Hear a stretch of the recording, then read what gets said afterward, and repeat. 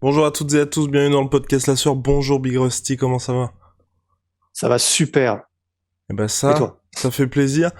Vous le savez, Road to 100 G's. Déjà, merci pour ce week-end de folie avec Rust. On était vraiment ravis parce qu'on a beaucoup travaillé, on a bien travaillé et vous avez visiblement apprécié ce qu'on a fait. Donc ça, pour nous, ça fait que le lundi, on s'envoie des messages, on se dit, on a bien C'était bien. bossé, Donc on va essayer de poursuivre la semaine de cette manière-là. Donc Road to 100 G's, n'hésitez pas. Un petit pouce bleu à vous abonner, ça nous aide énormément, vous le savez. Alors, on lance le générique? Est-ce qu'on lancerait-il pas le Ouais. générique? Allez, on lance le générique. Alors, on le lancerait-il pas? Soit.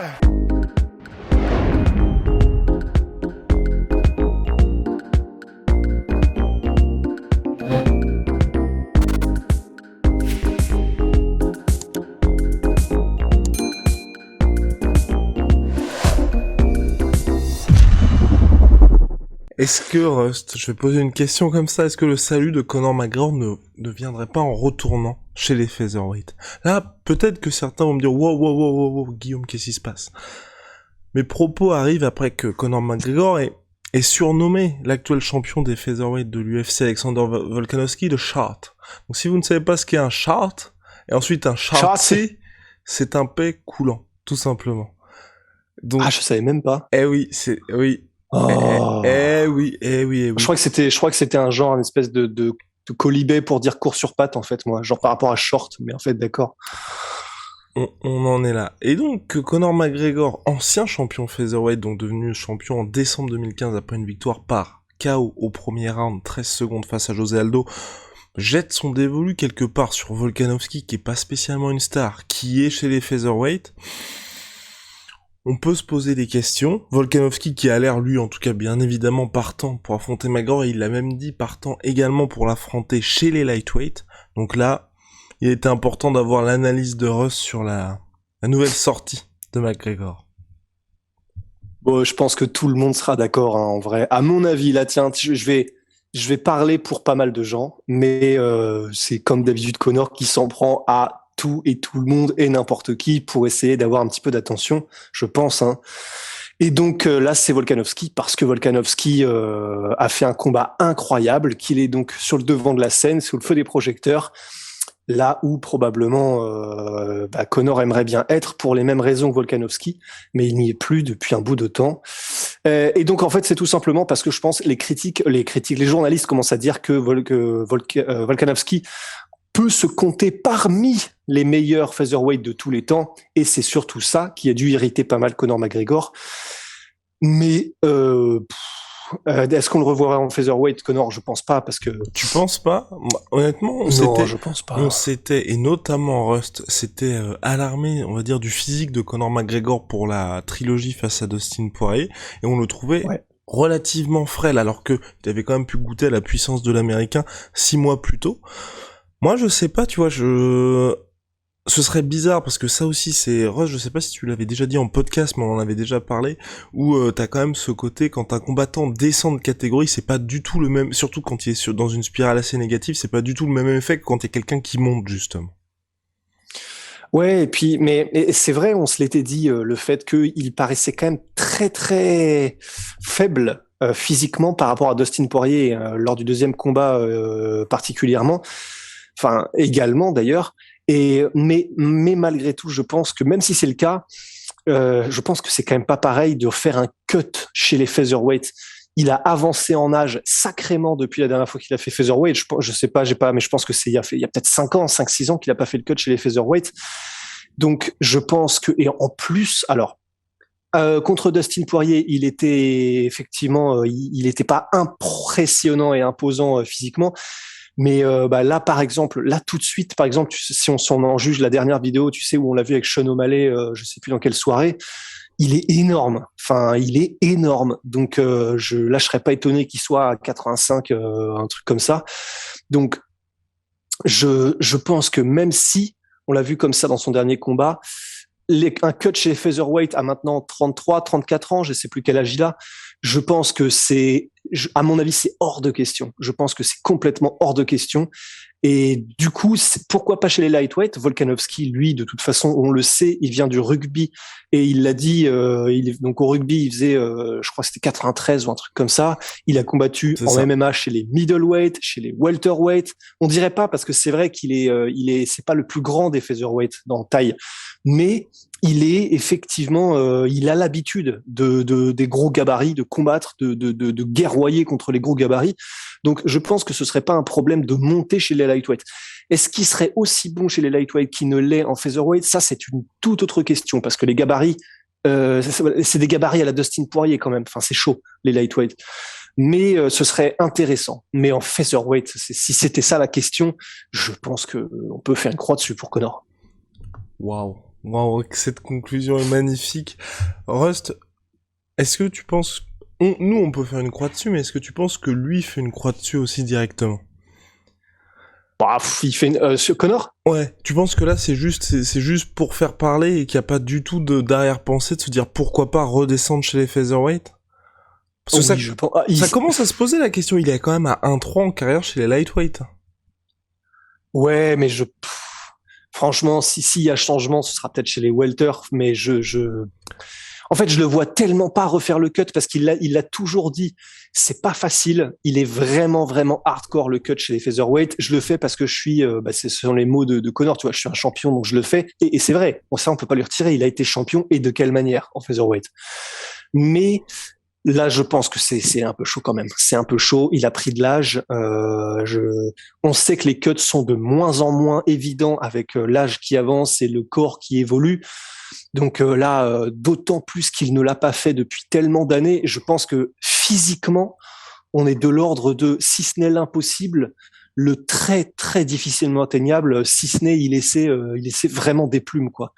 Donc il y a pensé, oui, c'est sûr, et il s'est imaginé désormais en featherweight, c'est sûr, il se l'est imaginé, ça c'est sûr, parce qu'il est prêt à tout, je pense. Conor, il veut tout, il veut, même s'il en est là où il est aujourd'hui, c'est-à-dire, c'est un peu compliqué, très compliqué.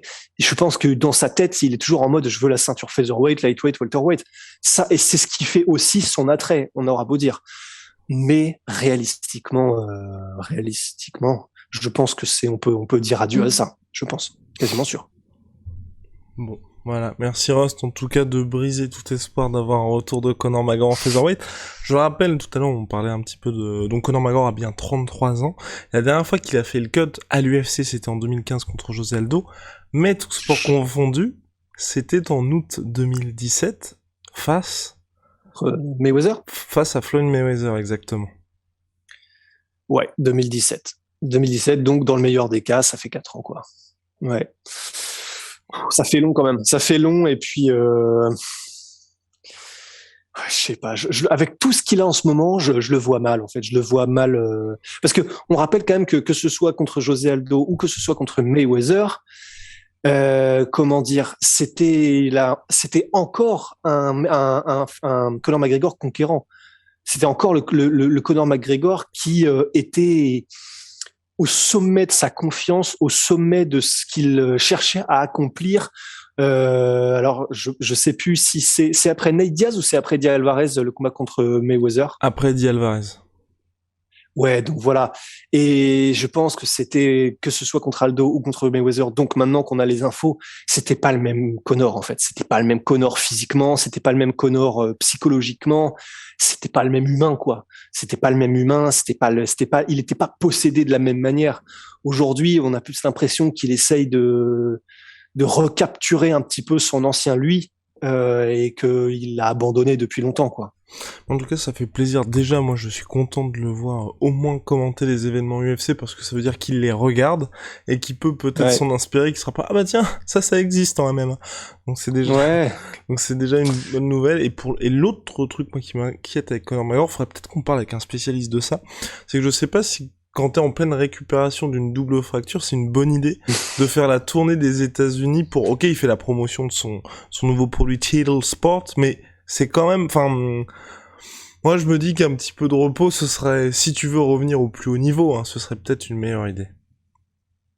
Ah ouais, n'étant pas non plus un spécialiste, je n'en ai aucune idée. Mais j'aurais aussi quand même tendance à dire, du haut de mes non-diplômes et non-spécialisation sur aucun de ces sujets, j'aurais quand même tendance à dire que le repos, c'est peut-être effectivement un petit peu mieux que de voyager et de faire tout ce qu'il fait. Que ce soit des tapis rouges, que ce soit des escarmouches tout seul contre Machine Gun Kelly ou quoi, probablement que le repos où il y a les mollos, c'est probablement mieux, ça c'est sûr. Sachant que Rust, petit disclaimer, hein, certes, il n'a pas de diplôme dans ce domaine, mais Rust, si vous voulez, c'est un spécialiste de la vie, c'est aussi un philanthrope. Ouais, oh là là. C'était quoi? Pourquoi les gens disaient ça la dernière fois? Oh, je ne sais plus, je ne sais plus. Oui, je sais plus, mais les gens qui s'autoproclament philanthropes, voilà, c'était ça notre conclusion. Généralement, méfions-nous. Enfin voilà, donc pour Conor McGregor, on a fait le tour. Il s'était aussi exprimé récemment sur le fait qu'il s'était senti le mieux, c'était en welterweight. Et là aussi, pour moi, c'est... Featherweight, honnêtement, pendant un moment, j'avais complètement tiré un trait, parce que je me disais que c'était la mauvaise solution pour lui. Aujourd'hui, même si ce serait très difficile, je me mets à y croire, parce que c'est là qu'il a eu le plus de succès sportif. Ça l'obligerait surtout, en fait, en étant chez les featherweight, à s'investir à nouveau complètement vers le MMA, pour justement réussir à faire ce poids-là qui était extrêmement difficile pour lui. Chez les welterweight, pour moi, ce serait une très mauvaise idée, tout simplement, parce qu'à chaque fois qu'il a fait des combats, certes, il a un bilan de 2-1, mais 2-1 face à des lightweight naturels, et ce n'était jamais face au haut du panier. Quand je dis face au haut du panier, enfin, bon, si t'affrontes un gars qui vient de faire sa montée chez les welter, par exemple, tu vois, un Jorge Masvidal qui a toujours dit qu'il pouvait redescendre chez les lightweight, il est membre du top 5, ok, tu le bats chez les welterweight, ça signifie quelque chose. Battle Nate Diaz et Donald Cowboy Cerrone, dans les situations dans lesquelles ils étaient à l'époque, bon. Mais il y a un truc qui fait que je pense, même si je suis d'accord avec toi, que ce sera compliqué, et c'est con, hein, c'est con. Mais c'est simplement que quand il a combattu Nate Diaz, un des arguments de Nate Diaz lors des conférences de presse et lors des querelles, comment dire, verbales, c'était de dire ouais non mais ça c'est sûr, t'es très fort, hein, t'es très fort contre les petits. Et en gros, le problème c'est que connaissant Conor McGregor, ça c'est quelque chose qui a dû le piquer en fait. Ouais voilà. Ouais. Et du coup le problème c'est que à mon avis, Conor sait que si il redescend chez les featherweight, il va s'exposer aux critiques de tous ceux qu'il a titillés sur ces dernières années, qui vont lui dire bah alors on n'y arrive pas chez les grands, on redescend chez les plus petits. Et je pense que même si c'est con, tu vois, parce que José Aldo qui fait ça, on lui dit rien et c'est normal. Enfin, c'est pas plus facile nécessairement, mais dans l'esprit des gens et dans l'esprit du plus grand nombre de fans, quand ils vont entendre ça, ils vont être en mode bah ouais, bah alors il arrive pas contre les welterweight, il arrive pas contre les lightweight, alors il redescend. Et je pense que ça, il sait que ça arriverait et il a pas envie. Même si, hein, je disclaim, hein, mais enfin, je dis, ouais, c'est pas forcément plus facile du tout hein, de redescendre chez les featherweight et d'y arriver parce que le cut est énorme, ils sont plus rapides encore, ça va très vite, donc c'est pas forcément plus facile, quoi. Bon, peut-être que le salut pour Conor McGregor viendra d'un Conor McGregor contre 2 Cerudo. Peut-être, ouais. Ça serait intéressant. Mais tu sais que tu déconnes, mais Conor McGregor contre Cerudo, ce serait intéressant. Parce que, à la limite, tu vois, un Conor qui revient, il lui faut un adversaire qui, à la limite, a le même genre de désavantage que lui, donc à savoir qu'il n'a pas combattu depuis longtemps, mais qui a quand même un petit nom. Bah, Cerudo, ce serait pas déconnant, tu sais. Non, mais en plus, si Cerudo en featherweight, ça lui grant un titre. Mais le problème, c'est que bon, c'est pas très vendeur, quoi. Et surtout s'il perd. Oui, s'il perd, c'est compliqué, oui. Tu perds contre Cerudo, c'est compliqué. D'autant plus que je sais plus. Oui, si Conor et Cerudo avaient probablement dû s'échanger des pics verbales. Hein. J'ai plus souvenir là tout de suite, mais ouais. Oui, donc forcément. Ce serait s'il perd contre Cerudo.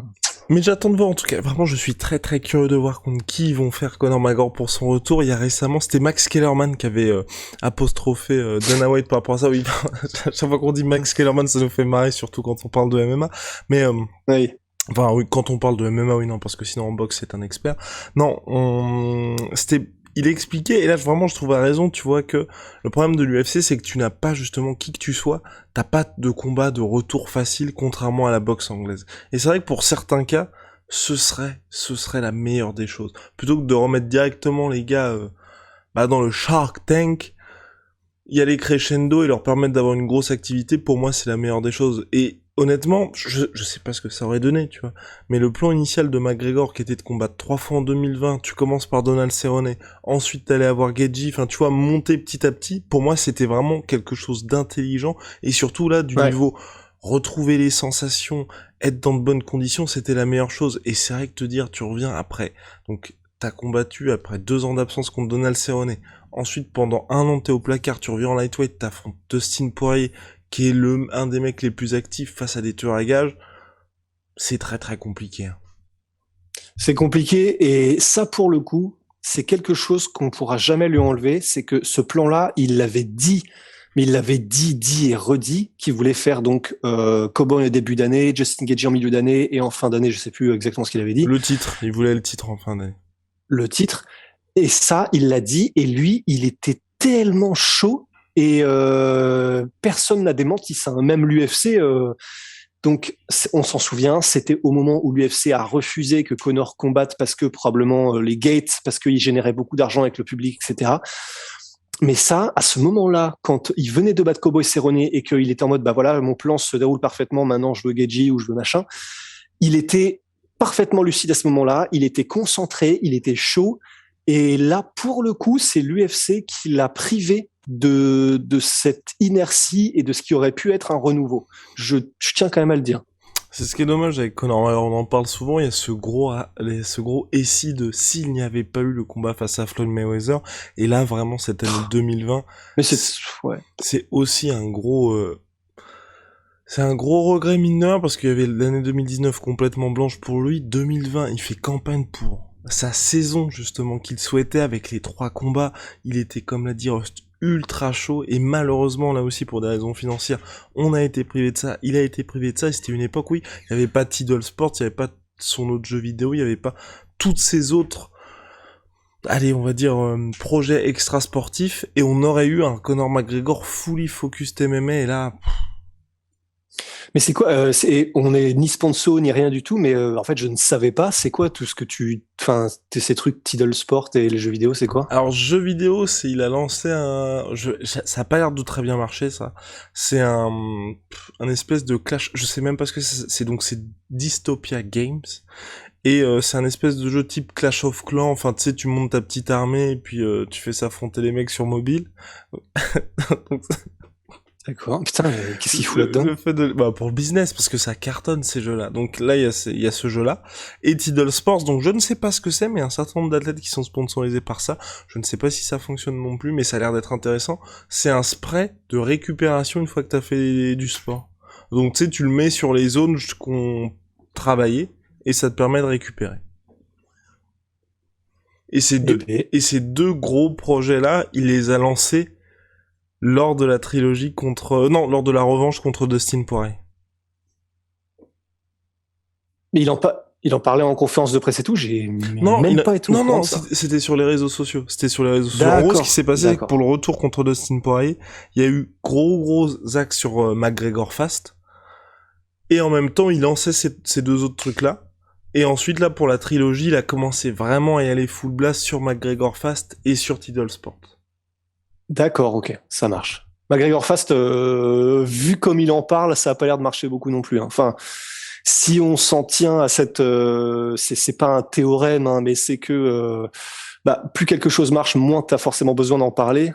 C'est-à-dire que vu comme il pousse sur McGregor Fast, je sais pas si ça fonctionne de ouf. Mais ça, c'est une toute autre discussion. Ah, moi, je pense que ça fonctionne. En vrai, je pense que ça fonctionne parce que tu regardes, Proper 12, il en parle énormément. En fait, quand je dis ça, moi, je me base surtout aussi sur le succès sur les réseaux sociaux.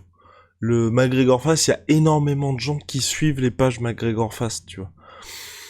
Mais qui participent et qui, interagissent. Ouais, avec des interactions et tout.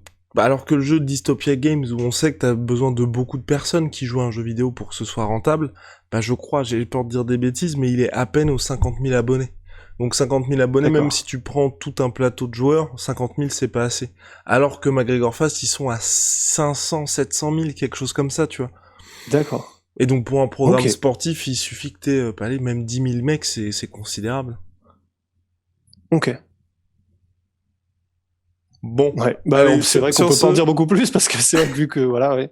Sur Mais l'analyse ok. du business de McGregor, mais en tout cas, aujourd'hui, Ouais, il a sachant d'énormes... que Oui. tout ce qui est business, fiez-vous à Guillaume. Hein. C'est pas mon truc. Vous pouvez vous fier à Rust, hein, mais bon, Ouais. vous serez en danger. Bien, allez Big Rusty, à la prochaine. Big shout out à My Sweet Pea, My Sweet Protein, Venom, sponsor de l'UFC, bam, bam, bam, bam, sponsor de la sphère, See you very soon, et puis regardez, magnifique Broly, by Tsumi White. Magnifique. Allez, Right there. see ya.